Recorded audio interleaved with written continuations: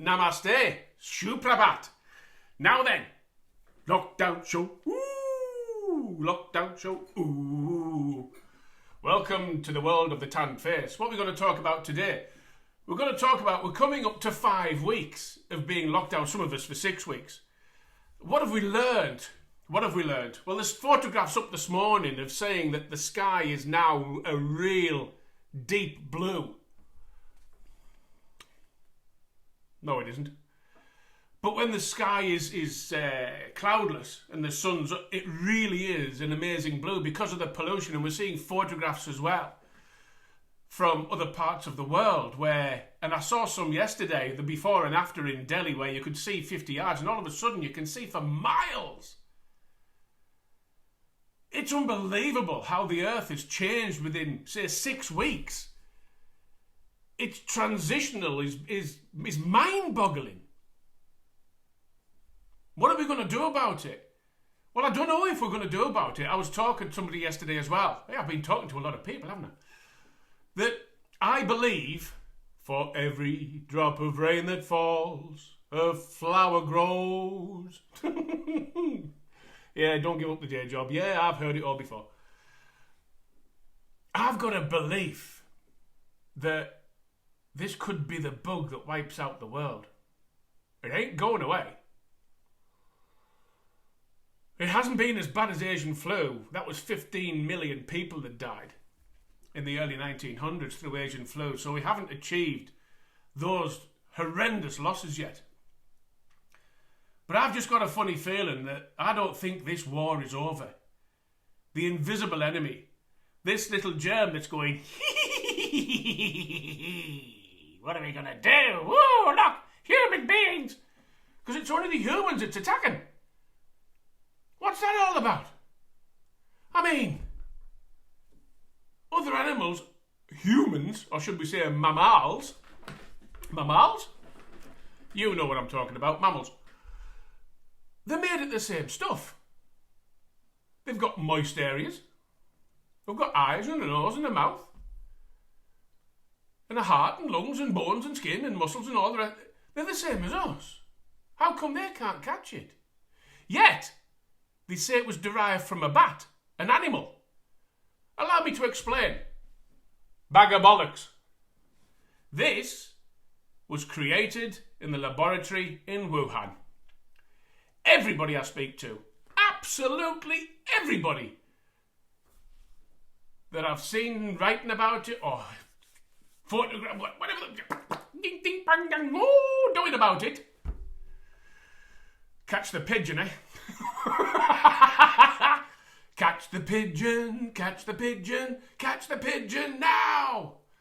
You really wouldn't want to catch a pigeon in these times, would you? No, but seriously, this bug has been released from that laboratory in China. And I read today they went to patent a drug to counteract the bloody bug. What's that all about? This has got out of hand. I believe it was supposed to stay within the China area and for the whole world to go into a panic. Oh, don't let it be released. They were going to release this drug which was going to vaccinate us against this bug and they were going to make a bloody fortune. It's gone wrong. It's gone more wrong than Donald Trump saying to use Dettol and to inject into your veins. He was only saying it. It was only him thinking out loud. Everybody says he's a dickhead. How can a dickhead, a real dickhead, get to that position of power? How? I don't understand it. Are the Americans so bloody stupid they're going to let a dickhead or Trump the blimp get into power to control the world? How are you, man? The man's got more money than we'll ever see in 20 lifetimes. Anyhow, moving on from that. So we've got this. So what have we learned? We've learned that the human race decides not much longer after being told to do something that it wants to do something, and it goes back to being a child, doesn't it? Oi! Don't touch that radiator, it's hot. Nah, nah, nah, nah, nah. Ah! Oh, it is hot. See? I told you. Don't put your finger in that plug and you electrocute yourself. See? I told you. When we're told not to do something, the natural reaction of the human race is to say, what do you mean? Don't do that. Well, just watch me then. And then one of the biggest things of advice, or people that say that they've made something of themselves because somebody said, you won't be able to do that. And what does the reaction tend to be? Just you watch. We want to go against being told not to do something. So we're being told at the moment not to go out. And after 5 weeks coming up, we're chomping at the bit to get out. I very nearly, went out on my bike yesterday just to have a ride round here. Just to feel that vibration between my thighs.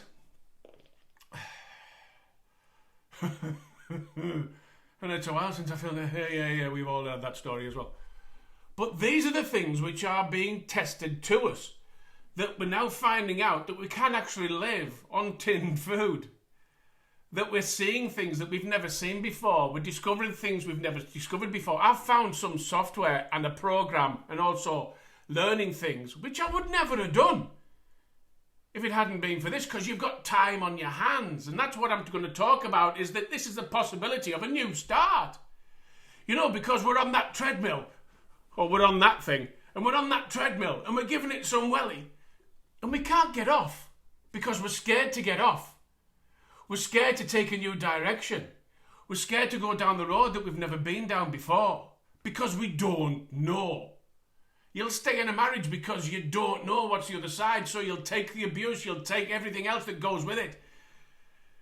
You'll take the arguments, you'll take the fact that they're not speaking to you, you'll take the bloody lack of sex, or you'll take the advantage of more sex. I don't frigging know. I've stopped. I think I should become a monk. But these are the things that we're finding out now, that we would never have found out. That every opportunity is now being put in front of us. Let's say at the end of this that we're going to get reborn. What would you do? Would you happen to have a look down that road that you've been scared of before? Have you been in contact with somebody that, hang on a minute, is there an opportunity down there to do this? Well, there might be. Oh, right, I've got time to think about it now. Because we've never had the time to think about it before, we've now got the opportunity of looking at different opportunities down the line. The opportunity to get off that treadmill. The opportunity of just standing still for a few minutes to take stock of where our life is. I have to say I'm conflicted. Do I just take an easy job and drive a truck and accept it? Do I look at making my films even better, because I've also realised that my entertainment is what it's all about. You want to be entertained. Are you not entertained? But it's true, isn't it? But it's true, isn't it? You want to be entertained. So if my films don't entertain you, they don't make you smile, they don't make you laugh, they don't inspire you, they don't make you sit there and go, oh my God, I've got to go there. What's the point? Just to boost my ego? Well, that's my ego. Stay away from my ego, it's mine. And also, do I then think about just taking semi-retirement? I'm coming up 62 in October. Do I just say, oh, well, do you know, I've tried. But that isn't me. That isn't me at all. That isn't where I reside in the world. I've also got an opportunity of perhaps developing a relationship, and is that something I want? But I believe I'm too selfish. I'm also a jealous bastard. And I'm no good in relationships, be it a business relationship or a sexual relationship. I'm definitely no good in a sexual relationship, but I'm no good in them. I don't know how to cope if somebody's not doing what I think they should be doing, or they're asking me to do something I don't want to do. Do you give way? Do you share? I can't do it. I feel uncomfortable, so why put myself in a position of feeling uncomfortable just for some companionship? Buy a dog. No, I don't want to buy a dog. The idea of picking up dog shit, can't do that. I like dogs, don't get me wrong, but picking up its shit? Oh, God! Buy a budgie. Well, I've got a story about budgies, but I'm not going to share that with you. Yeah, 19, whenever it was. Yes, never mind, moving on. So to bring this to a close, you've had the best opportunity in your life so far to consider what you're going to do for the future. Your best opportunity in your life so far to sit down and to plan a journey, a trip,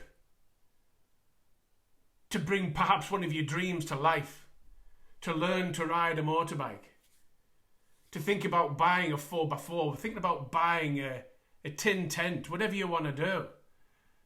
You've got the greatest opportunity now, and there's still 2 weeks left before they're thinking about releasing it. And I'm not even going to talk about the fact that the bloody idiots in control are thinking about releasing people back into the environment whilst this bug is still around. That's just going to peak again, and we're going to be locked down again. So that means this lockdown's a waste of freaking time. I know people are suffering. I understand people are suffering. It must be a nightmare for families with small children being locked in, for example, a flat in a high-rise or a flat or even a bloody small house for that matter. It must be a nightmare. And I can't even discuss that because I've got no idea how bad it would be. So I feel very fortunate to be in my position. But these are the times where you will not get this opportunity again to plan for your future, to have the time to plan for your future.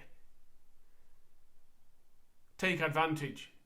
Don't sit there in 6 months' time and go, oh, God, I wish I'd thought about that during that lockdown period.